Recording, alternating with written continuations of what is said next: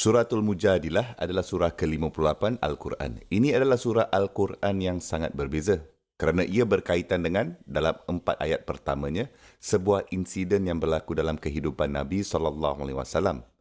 Dalam hikmah Allah Subhanahu Wa Taala, Dia Subhanahu Wa Taala memutuskan bahawa kisah ini harus dikenang, diingat sehingga hari penghakiman.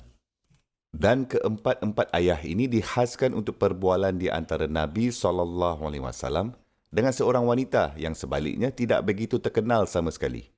Dia mempunyai masalah dengan suaminya dan dia ingin membincangkan masalah ini dengan Nabi SAW. Dan saya akan menerangkan beberapa perkara itu kepada anda dalam khutbah ini. Tapi kerana perbualan ini dan dia sedang komplain sesuatu dan Nabi SAW tidak mempunyai jawapan untuk soalannya, Allah Subhanahu Wa Taala masih belum menurunkan jawapan kepada beliau SAW lagi. Daripada komplain kepada Nabi SAW setelah berdebat dengan beliau, wanita ini lepas tu mengadu kepada Allah Subhanahu Wa Taala. Dan Allah Subhanahu Wa Taala telah menurunkan ayat Al-Quran kerana dia.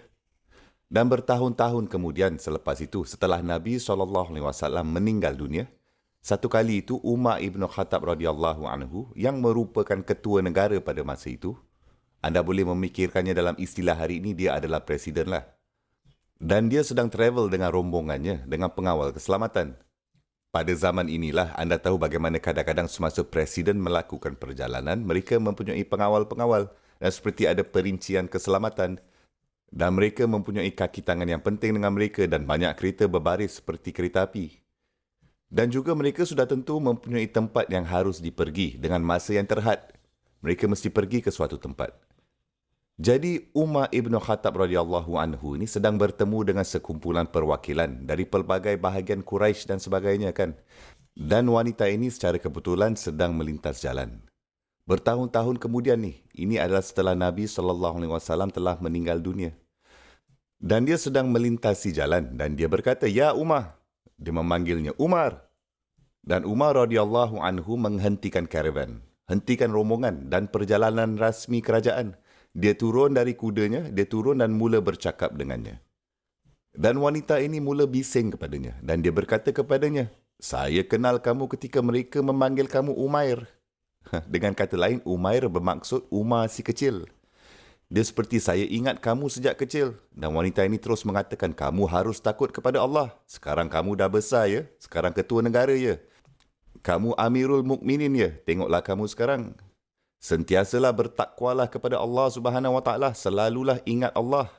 Dan dia bercakap dengannya selama 1 jam. Wanita ini sedang bagi dia khutbah di tengah-tengah jalan dan semua anak buahnya, keselamatannya, semua duta yang lain, mereka hanya berdiri di sana menunggu sehingga dia selesai. Dan dia tidak mengatakan sepatah kata apa pun. Dan setelah dia selesai, dia pergi. Dan kemudian dia berkata, "Kita boleh pergi sekarang."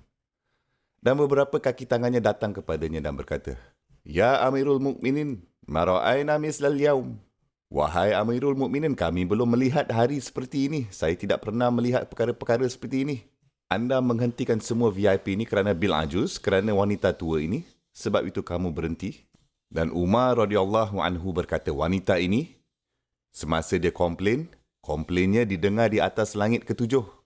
Dan Allah Subhanahu Wa Taala menurunkan ayat Al-Quran untuk wanita ini. Sekiranya dia bercakap dengan saya sepanjang malam, saya pasti akan berdiri di sini.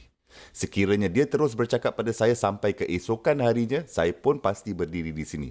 Satu-satunya masa yang saya akan tinggalkan dia adalah jika dia memberikan saya excuse untuk pergi solat. Itulah satu-satunya masa yang saya akan tinggalkan dia. Tapi sebaliknya, bagaimana saya tidak akan mendengarkan seseorang yang didengari dari atas langit ke-7? Dan ayat Al-Quran turun untuknya. Namanya Khawlah radhiyallahu anha. Dia telah dapat penghormatan ini. Memorinya menjadi sebahagian daripada Al-Quran yang kita baca. Cukup dengan memberikan anda suatu rasa penghargaan bagaimana orang sebelum kita menghargai wanita yang luar biasa ini. Subhanallah.